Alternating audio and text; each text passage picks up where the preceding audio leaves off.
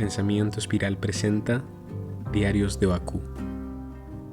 Reflexiones del sur global sobre la COP29 en Azerbaiyán.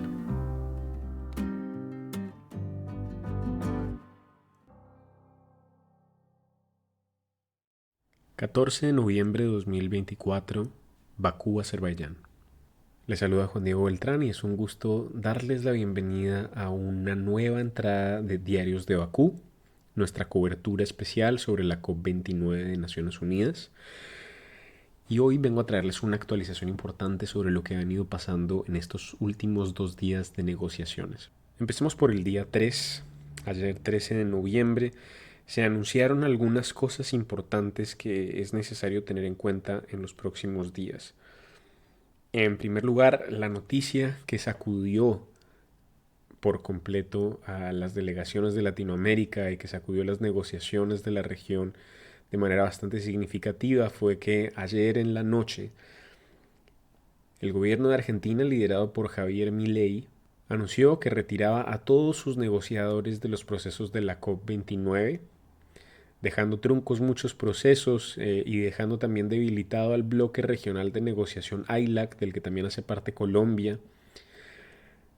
y sin ofrecer mayores explicaciones simplemente lo sacó y pues también muestra claramente cómo Argentina se aísla también cada vez más en términos de negociaciones de cambio climático, de apoyo a la acción climática, de apoyo a la transición energética también, recordando muy claramente que el presidente Javier Milei en su entendimiento de las cosas siempre ha establecido y se ha alineado bastante directamente con las posturas de presidentes como Donald Trump o de Jair Bolsonaro, donde justamente se ha planteado el cambio climático como una farsa, como una estafa. Él lo describe también como un invento del socialismo, justamente para alterar las economías también y para manipular pues al electorado justamente con temas que les causan miedo. Es un negacionista por completo del cambio climático. Entonces tiene sentido y justamente se ve en Javier Milei en esta decisión un eco de las cosas que probablemente va a realizar Estados Unidos tan pronto como llegue Donald Trump al poder, como mencionamos en unos episodios anteriores. Entonces justamente es una decisión complicada porque lo que se ha dicho es que si bien una presencia o ausencia de Argentina no va a alterar el resultado de las negociaciones, sí afecta mucho las decisiones que se tomen en la región y naturalmente que un país del tamaño de Argentina, que cuenta con ecosistemas tan importantes como lo es la Patagonia, pues se aleje de este tipo de negociaciones y tome una postura completamente hostil, completamente alejada de la realidad, completamente inmadura también en la forma en la que anuncia este tipo de decisiones en medio de un proceso de negociación, pues muestra que justamente la región y América Latina están profundamente fragmentadas en la forma en la que enfrentan el cambio climático y lamentablemente no son muy buenas noticias para los próximos años que quedan del gobierno de Javier Milei, donde realmente no se debe esperar ningún tipo de acción climática significativa o útil o algo que aporte justamente a los procesos para garantizar este escenario de mantener la temperatura global promedio por debajo de los 1.5 grados centígrados. Otro dato importante que se reveló ese día desde la fuente de Global Carbon Project fue que las emisiones de dióxido de carbono derivadas de combustibles fósiles a nivel mundial van a crecer en un 0.8% en este 2024 y eso es incluso más alto que el crecimiento promedio anual, que en los últimos años se ha posicionado en un 0.6% de crecimiento. Y bueno, viene del año 2023 donde tuvimos un aumento del 1.4% de este tipo de emisiones anualmente. Y en ese sentido estamos hablando de que un dato muy interesante respecto de cuando se estableció el Acuerdo de París en 2015, las emisiones globales de dióxido de carbono en este momento son 8 veces más grandes, ¿sí? Para 2024 son 8 veces más grandes que en 2015, lo que quiere decir es que todavía no nos acercamos justamente a ese pico de emisiones que se necesita para luego empezar a ver un decrecimiento de ellas para los próximos años. Otro anuncio muy importante que impacta también mucho a América Latina fue un anuncio de la Banca Multilateral de Desarrollo, donde se confirmó o se anunció la intención de este sector de movilizar unos 130.000 millones de dólares al año desde dinero y finanzas del sector privado para el año 2030, para que esto permita multiplicar los efectos del financiamiento climático. Pero pues el problema con esto es justamente que estos sectores de la banca multilateral de desarrollo, como el Banco Mundial, por ejemplo, cuando se trata de proyectos relacionados a acción climática y a financiamiento climático, como lo podría ser proyectos de adaptación para construir barreras que prevengan inundaciones o que beneficien justamente a islas, ¿no? A naciones de islas del Caribe, por ejemplo, que necesiten protección contra tormentas y huracanes y pues que incluyan ese tipo de proyectos dentro de sus planes nacionales de adaptación al cambio climático. Estos, como son realmente préstamos, se hacen a tasas de interés del mercado, al nivel del mercado, lo que está generando y está suponiendo un problema de mayor endeudamiento y de crisis de deuda en muchos países que están siendo afectados por el cambio climático. Entonces estamos enfrentando realmente una situación muy grave al mirar esto en términos de que los países que están emitiendo menos y que están contribuyendo menos a esta crisis, que no son responsables del cambio climático, como son los países del Caribe, por ejemplo, ahora se están teniendo que endeudar con banca privada, con banca multilateral, con otros países, para justamente hacer frente, adaptarse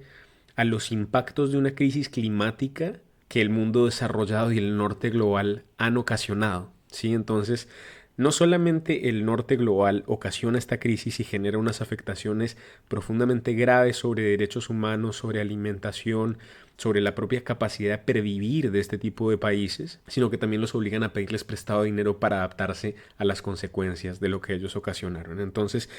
realmente es un insulto que se siga hablando justamente de un financiamiento climático en términos de préstamos. Entonces, realmente este fue un anuncio que fue visto con escepticismo porque es parte de seguir contribuyendo a una discusión de finanzas que no está basada en la justicia climática, que no está basada en la igualdad y que no está basada en el reconocimiento de las responsabilidades diferenciadas y las responsabilidades históricas que le competen al mundo desarrollado para reparar justamente al mundo en vías de desarrollo. Y todo esto también señalando que incluso cuando, a pesar de, bueno, se da este financiamiento, ignoremos el tema de la deuda por un segundo, lo que se ha encontrado también es que distintas iniciativas y proyectos derivados de finanzas del sector privado apoyadas por el Banco Mundial incluyeron la renovación de hoteles de lujo en Senegal, mientras que al mismo tiempo había comunidades pesqueras que estaban sufriendo por el aumento del nivel del mar sin ningún tipo o casi sin apoyo de la banca multilateral. Entonces, pues seguimos encontrando un gran problema en ese sentido y por esa razón, mientras que los impactos se siguen poniendo más complicados para los países del sur global, se están buscando distintas iniciativas para tratar de adquirir financiamiento climático por donde sea posible. Entonces, por eso se está hablando de la creación de una coalición de gravámenes solidarios donde se ponga impuestos a compañías de shipping, aerolíneas, impuestos a la extracción de combustibles fósiles, todo esto considerado justamente para tratar de encontrar nuevas formas en las que los países puedan adquirir dinero y financiamiento para hacerle frente al cambio climático desde esfuerzos de mitigación y adaptación. Entonces, 14 países, incluidos Colombia, Kenia, Senegal, España y Francia, más la Comisión Europea y la Unión Africana, están justamente anunciando el respaldo de esta iniciativa y están tratando de posicionarla como un proyecto que pueda tener más proyección internacional y una posible adopción eventual.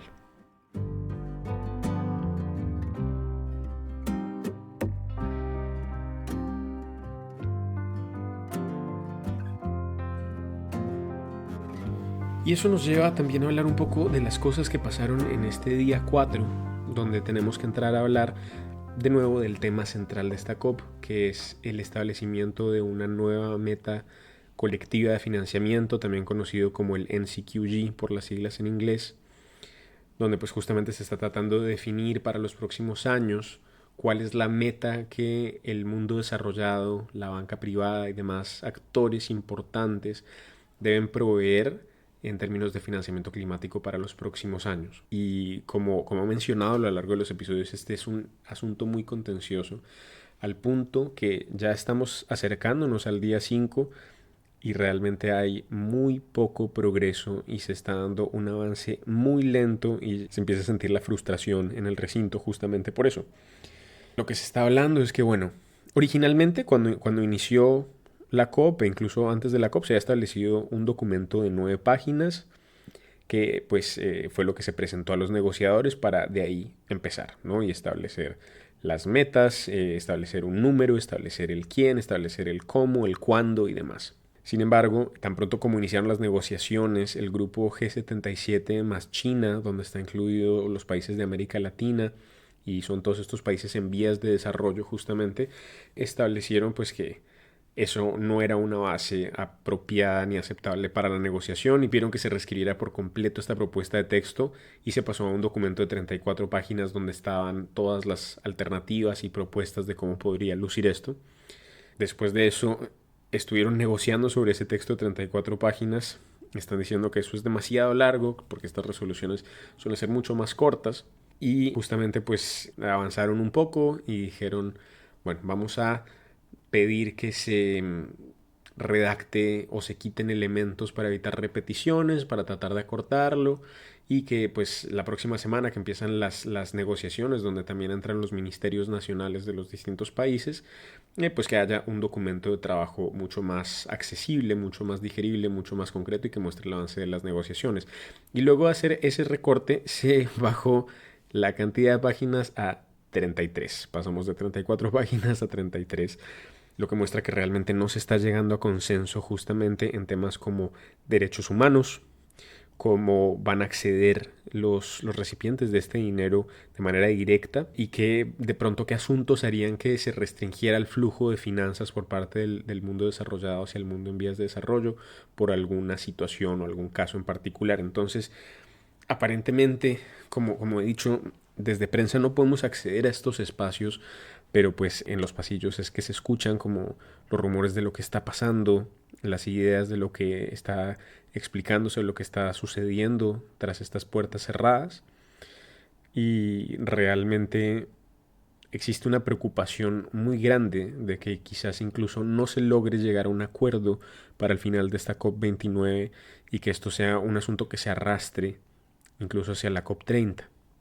lo cual sería un fracaso rotundo de este espacio y hay mucha tensión en el aire porque justamente hay una gran presión para que se logre un monto que sea aceptable para todas las partes, con condiciones de financiamiento que sean aceptables para todas las partes, porque estos textos no se votan, sino que se adoptan por consenso, es decir, que todos tienen que estar absolutamente de acuerdo con la redacción del texto para que haya una resolución. Si una sola de las partes está en contra, pues justamente no habría un acuerdo. Entonces estamos en un momento bastante crítico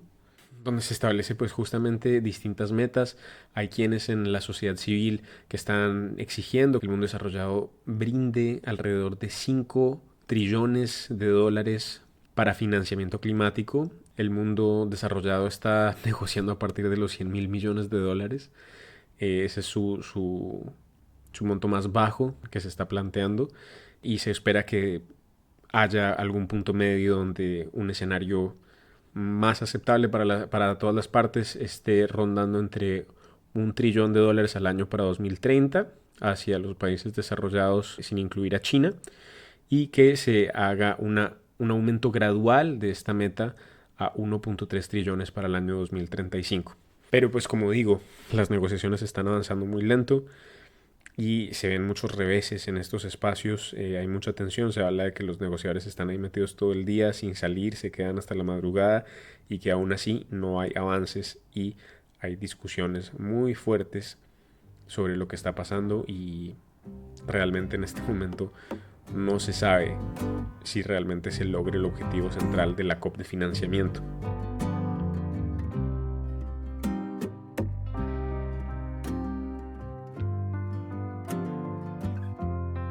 Estos en general son algunos de los puntos más importantes que se han mencionado o que han estado en discusión y a los que hay que estarle haciendo seguimiento. Por otro lado, también en los próximos días compartirles que tendremos la oportunidad de contar con unos episodios especiales sobre temas muy importantes, particularmente para Colombia y con distintas perspectivas del sur global, donde vamos a poder hablar de temas de género, vamos a poder hablar del Tratado de No Proliferación, vamos a poder profundizar en mercados de carbono y las implicaciones para Colombia,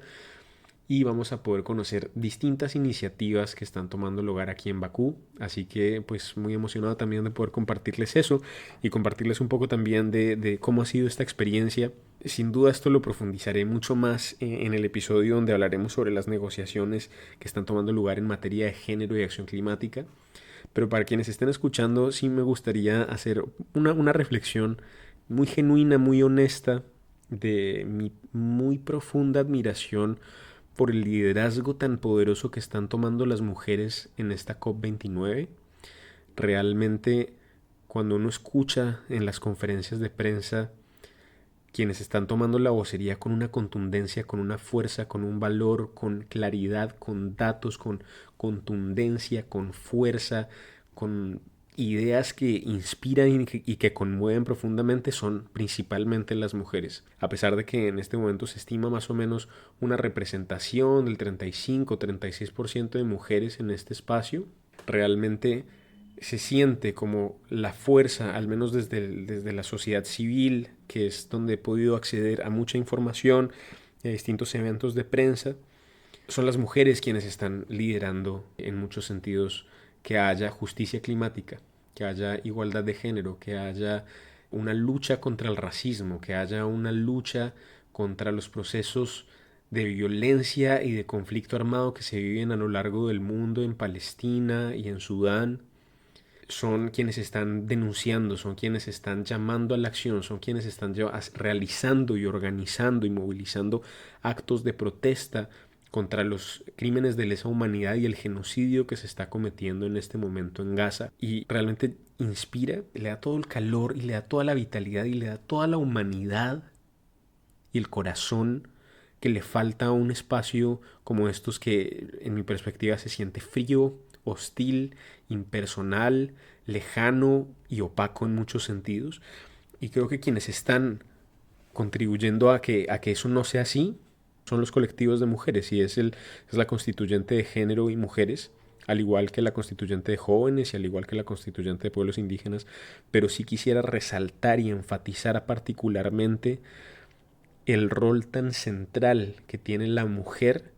para buscar, denunciar y exigir justicia climática en cada uno de los espacios en donde está presente. Las discusiones más profundas, más enriquecedoras, más emocionantes,